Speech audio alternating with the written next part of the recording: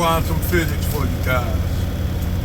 Say if you had like light speed travel.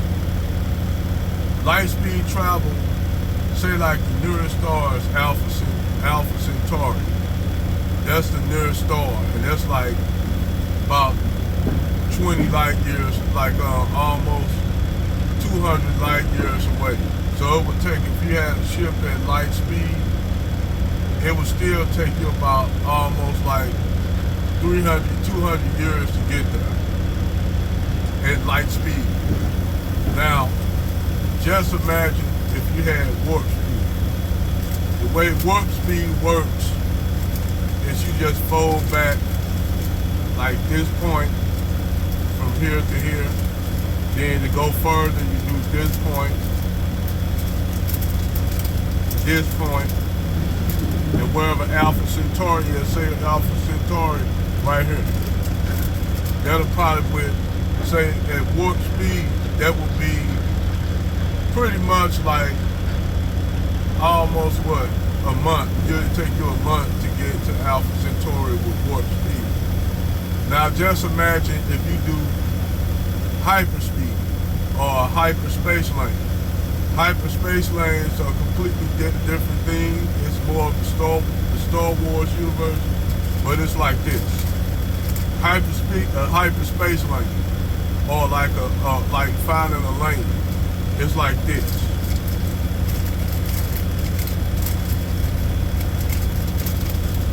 And they get you that point to this point at hyperspeed, or you get a hyperspace lane.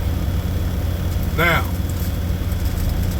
with Dune, if you ever looked at Dune, they have these guys, they are like deformed because they had to consume the spice due to the fact that they didn't want to use technology due to Earth had a problem with the AI, and the AI and the machines took over, so they got rid of, after the war, they got rid of technology, period, to travel stars.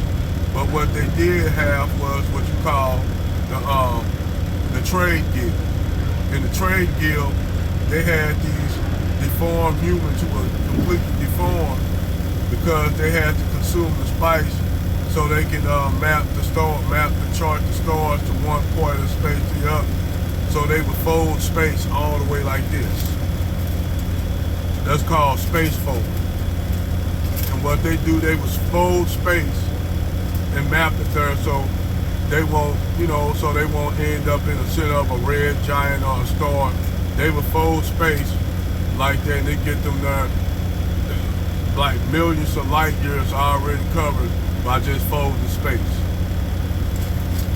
Now, these are just relatively theories, but we all know science fiction is actually becoming science reality.